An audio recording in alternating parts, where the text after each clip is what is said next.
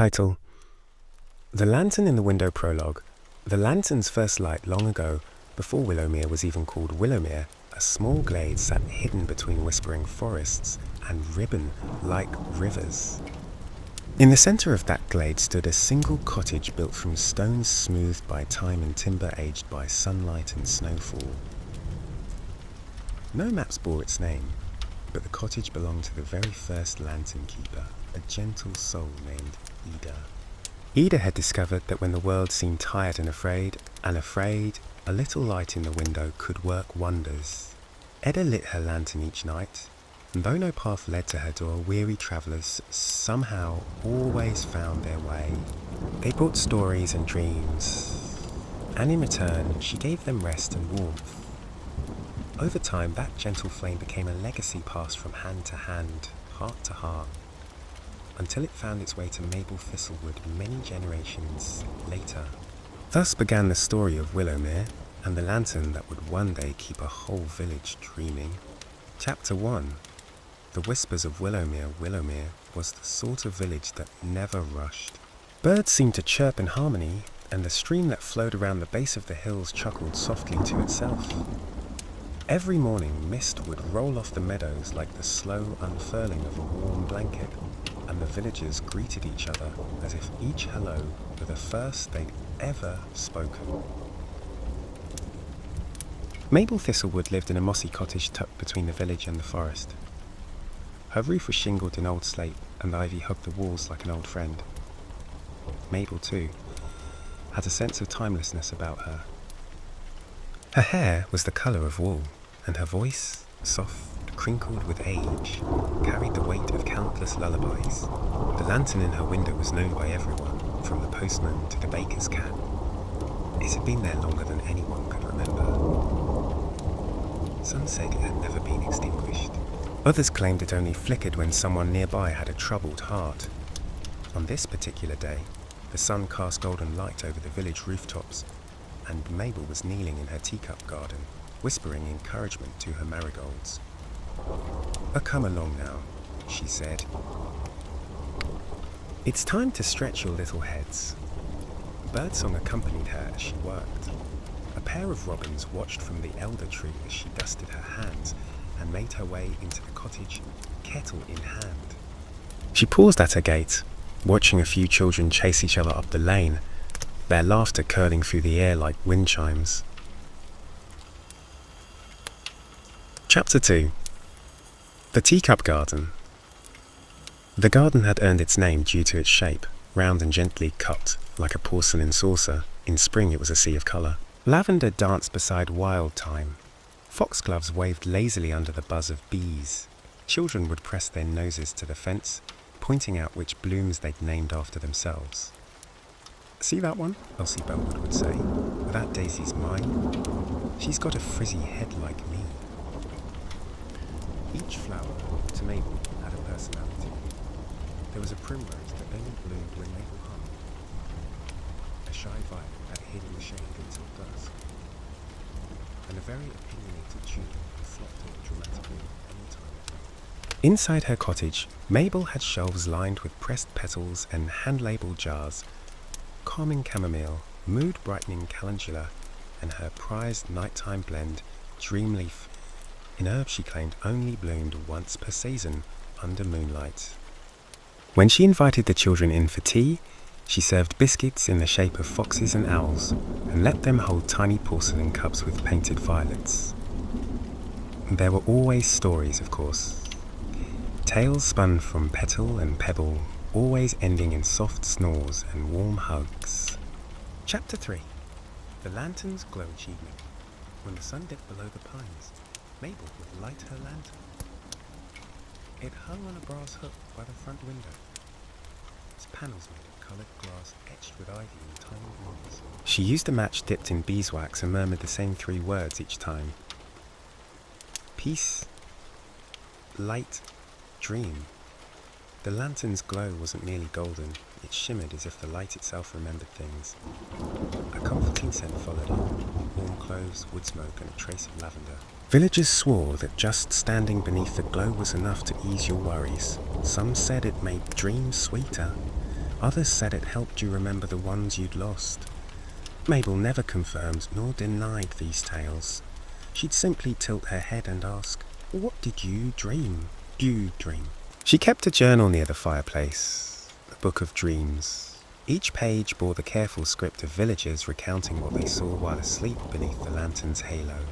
Flying over sugar fields, talking rabbits who painted constellations, singing stars that hummed lullabies. Chapter 4. A visitor in the fog one autumn evening, with fog clinging low to the ground and the last leaves rustling overhead.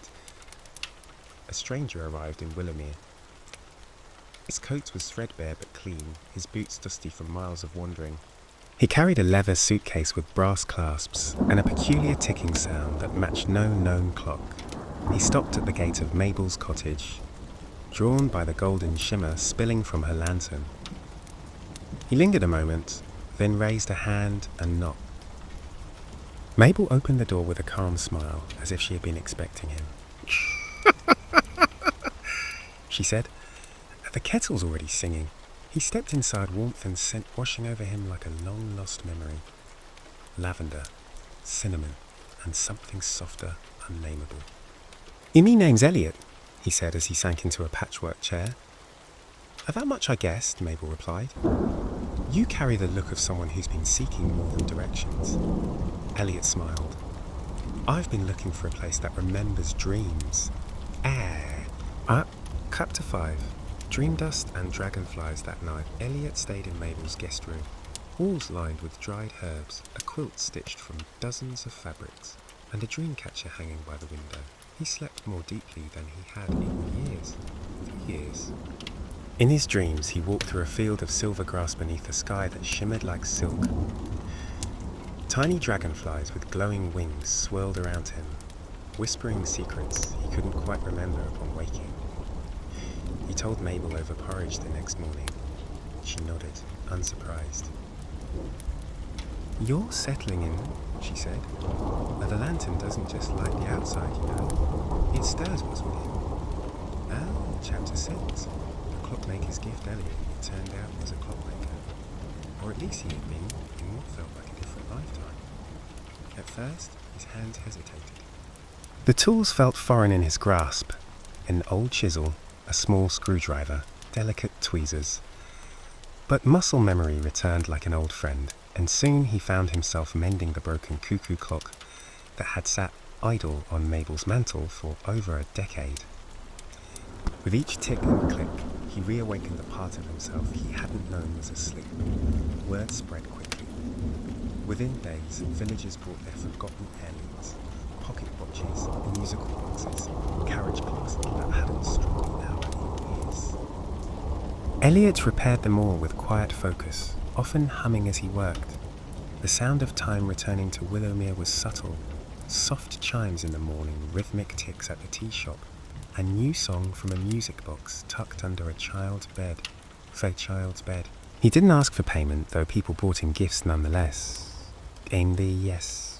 Fresh loaves, plum jam, hand-knit scarves, and once, a poem written in crayon. Mabel watched it all with a knowing smile.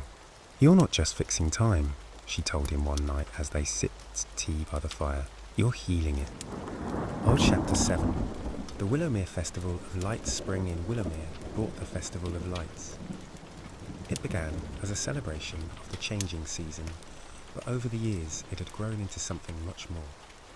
A tribute to dreams, to kindness, and to the enduring glow of Mabel's lantern. On the eve of the festival, villagers decorated their windows with paper lanterns and strung soft fairy lights between the trees. The cobbled square filled with music, laughter, and the scent of cinnamon buns and fresh buttered bread. Elliot crafted a mechanical lantern for the occasion, one that shimmered in time with a melody only he could hear. When the children gathered around, he wound a key hidden beneath the base. The lantern spun slowly, casting moving shadows of stars and owls in a sailing ship across the walls of Mabel's cottage. That night, the villagers gathered beneath the great sycamore tree, where Mabel shared a new story. A tale of a feather that travelled on the wind, collecting the dreams of everyone it passed. As she spoke, her voice warm and steady. The children leaned against their parents and each other, their eyes wide and heavy-lidded. When the story ended, Elliot lit the main lantern in the square. Its glow was deep gold, steady and slow, like a heartbeat at rest. One by one, lanterns all over Willowmere flickered to life in response. The village glowed like a constellation. And that night, not a single soul had a nightmare. Chapter 8. A Day in the Workshop. Mabel's spare room became Elliot's workshop, though she insisted it had always belonged to the house, simply waiting for the right person. He filled it with gears, coils, wooden cases, bits of brass and silver, and tools with worn handles and good memories. It became a place not just of repair, but of creation. Elliot began designing things that had never existed before. A teacup that played lullabies when filled with warm milk, a weather clock that predicted moods instead of rain, and a carousel that spun only when someone nearby was truly content. The children visited often. Thomas Bellwood, now 9, asked 100 questions a minute. Elsie helped arrange the drawers and left small wildflowers in the corners. Elliot told them the stories behind the gears, where the metal came from, what music lived in the springs, how time itself could be coaxed into kindness. Sometimes Mabel would bring tea and just sit quietly, her knitting needles clicking beside the sounds of tiny mechanisms. One afternoon, Elliot surprised her with a gift, a pocket-sized lantern carved from oak, etched with ivy vines just like her own. "It doesn't glow with fire," he said, "but with memory. Just open it when you want to remember a happy moment." Mabel did just that. And from it came the soft scent of her garden on a summer morning and the faintest echo of a robin's song. Chapter 9. The visitor with a paper compass on a blustery spring morning. Just as Elliot was winding a sun-shaped clock made of seashells, there came a knock at the door. A young woman stood outside, her hair tangled with the wind and her fingers clutching a folded map. Her boots were muddy, and her coat several sizes too big, but her eyes held a determined warmth. "I'm Nia," she said, stepping onto the welcome mat without hesitation. I followed the glow low. Mabel blinked once, then smiled. "Of course you did. You look like someone in need of tea." Inside, Nia unfolded a strange compass made of paper and threads, inked with curling script and tiny silver stars. "My grandmother told me to find a village with a lantern that sings," she explained, setting it gently on the table. "I never thought it was real." Elliot leaned forward. "It's not the lantern that sings," he said. "It's the place, and sometimes the people in it." Nia stayed that night, and then the next, helping Elliot in the workshop and shadowing Mabel in the garden. She had a natural hand for delicate mechanisms and an uncanny sense for matching herbs to moods. Before long, it was as if she had always been there, another thread woven into the fabric of Willowmere. Chapter 10. The dream clock spring melted into summer, and Elliot began a new project, the dream clock. It would be his most ambitious creation yet. A tall grandfather clock with a face that shimmered like the night sky, and chimes that sang a different lullaby every evening. Instead of hands, it used light and shadow, slowly rotating a constellation disk through the hours. Children brought him drawings of what their dreams had looked like. One pictured a castle floating on jelly beans, another a meadow where books grew like flowers.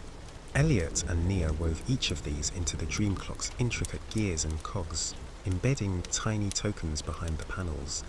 A button from a favourite coat, a pressed clover, a scrap of a lullaby. Mabel watched its progress each day, sometimes placing a warm hand on its wooden frame. "When it ticks," she whispered once, "I hear all the dreams that ever passed through this cottage." The dream clock was unveiled at midsummer, its chimes ringing out across the village as stars blinked to life above. That night, everyone in Willowmere dreamed the same dream. A garden of starlight where the lanterns floated like fires, and the wind hummed a tune that felt like home. The long sleep of Mrs. Patterby. Not all dreams were loud or vivid. Some were soft, slow, like the pages of a well-loved book. That was how it was for Mrs. Patterby, Willoughby's oldest resident, who had lived in the cottage behind the mill pond for nearly 90 years. One autumn morning she didn't wake, but there was no sorrow in the village, only reverence, for she had told them many times that she would rest when the lantern glowed for her. Mabel, Elliot, and Mia placed a small lantern on her windowsill. Its glow was gentler than the others, like a whisper. And that night the village dreamed of her garden, filled with cabbages the size of cats, roses that sang in the rain, and a cat named Broomtail who recited poetry. Children visited her door with drawings and messages. A bench was placed by her favourite tree, carved with her name and the words, "She dreamed well and kindly." In Willowmere, even the endings were gentle. I hope you enjoyed, and new chapters will be coming soon.